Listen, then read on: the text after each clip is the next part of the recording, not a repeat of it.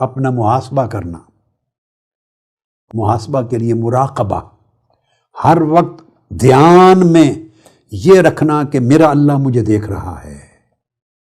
دل کے اندر اس دھیان کی پختگی کو مراقبہ کہتے ہیں۔ ہمارے ہاں تصور میڈیٹیشن کو مراقبہ کہنے لگ گئے ہیں، یہ غلط ہے۔ مراقبہ نگہبانی اور نگرانی کا نام ہے، قلب کی دائمی نگرانی حضور مع الحق کے ساتھ، اس خیال کے ساتھ کہ میرا اللہ مجھے دیکھ رہا ہے، میرے اللہ کی نگاہ میرے دل پر ہے، میرے اللہ کی نگاہ میرے ہر عمل ہر فعل پر ہے، ہر ظاہر و باطن کی ہر حرکت پر ہے، ہر سکون پر ہے، میرے اللہ کی نگاہ مجھ پر ہے۔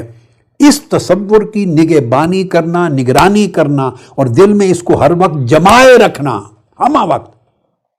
اس کو مراقبہ کہتے ہیں کہ آپ مراقب ہو جائیں۔ ہمارے ہاں عرف عام میں ایک اصطلاح ہے کہ جب ہم گردن جھکا کے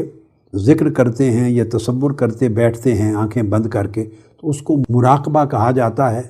دراصل یہ میڈیٹیشن ہے، اور میڈیٹیشن کے لیے اردو عربی میں کوئی اور لفظ نہیں ہے،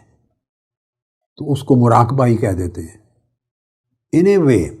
سمجھے، عارضی طور پہ آپ یوں سمجھ لیں کہ وہ ایک عارضی مراقبہ کہہ سکتے ہیں کہ وہ جب آپ گردن جھکا کے بیٹھتے ہیں ایک تصور پر، اپنے قلب پر توجہ دیتے ہیں، تو گویا اس کی حفاظت کر رہے ہیں، اس کی نگہبانی کر رہے ہیں،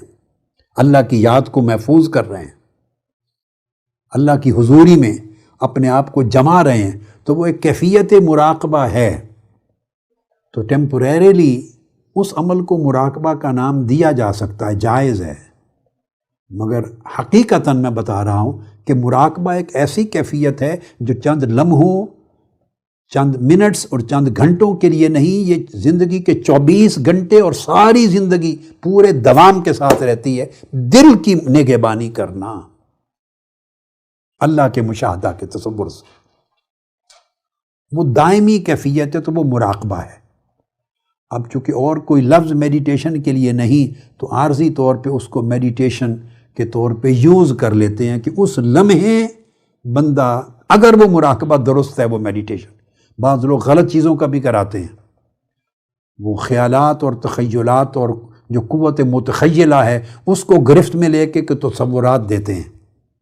اس سے انسان بہک جاتا ہے، گمراہی کے بڑے دھندے ہیں، وہ نہیں ہے مراقبہ۔